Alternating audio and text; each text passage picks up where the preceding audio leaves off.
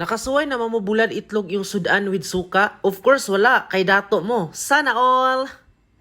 Kay wala pa man ko ipalit lami nga sudan, so kanina lang sa akong sudan. Itlog bulad, so lami man pud no. Lami pud kayo kung dukot no, lami kayo, grabe ka itom. Sana all!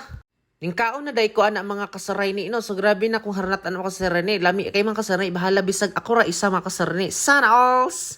So ano kasaray ni no, wala ko kakaan mga saray, tos na kong suka mga kasaray ni, o kining bulad. So grabe kalami ana mga kasaray ni. Wala mo katry ang mga saray kay dato man mo kasaray ni. Sana all! Nakasuway na ba mo nga while nagkaon ng hugas o plato, so grabe kakuan mga kasaray ni no, so grabe ang time gidaginot gid mga kasaray ni kay klase na pod, wala gid mo kasulay yung saray kay naama mo mid. Sana all! So ningkaon ako anak mga kasaray ni no, so grabing hungit na ko na ko sa gadali ko sa oras mga kasaray ni, bulad rig hapon akong sudan anak mga kasaray ni. Sana alls! So mo na mga kasaray ni, paningkamot gid ta mga kasaray sa tong kinabuhi.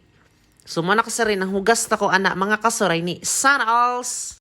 Gidaginot ginako ang mga kasaray ni no, ang hugason na mga kasaray ni para wala gi mabilin mga kasaray ni ba, para ini abot na to gikag eskwelahan, limpyo na kay mga kasaray ni atong balay. So sana all, so wala gin mo ka try anak mga kasaray ni no og hugas og plato kay naaman mo'y mid. So sana all, so mo anak mga kasaray ni, so maningkamot gid ta mga kasaray sa tong kinabuhi mga kasaray ni.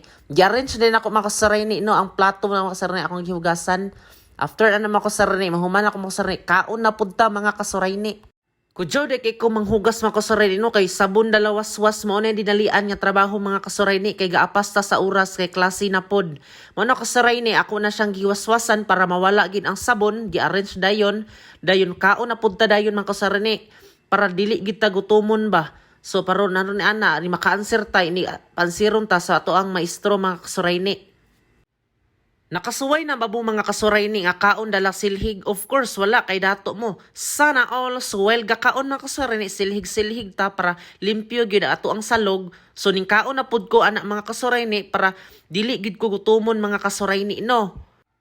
Well, gahungit-hungit ko mga kasaray ni, silhig na puta mga kasaray sa ato ang mga gitagak-tagak nga mga mumho mga kasaray ni para natay silhigon.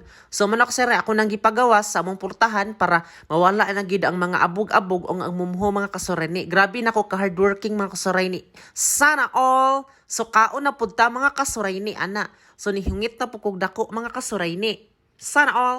Nakasuway na ba mo mga kasuray ni nga welga kaon, lami mangihi, so of course wala kay lami mo pantog. So mauna mga kusari, nangihi ko ana mga kusari, pero gadala da ikog plato ana mga kasuray ni. Wala pa ko nahuman og ihi mga kusari, kay grabe dugay kay mo gawas ako ang ihi. So gipaabot pa gid nako mga kasuray ni no. Grabe na kung pinaabot sa kong ihi ana, lahi ra gid ning murag ma-overuse bitaw ta mga kasuray ni. So na kudaot atong pantog mga kasuray ni, gibubuan na dayon ako mga kasuray ni para dili ta manimahong anso ana.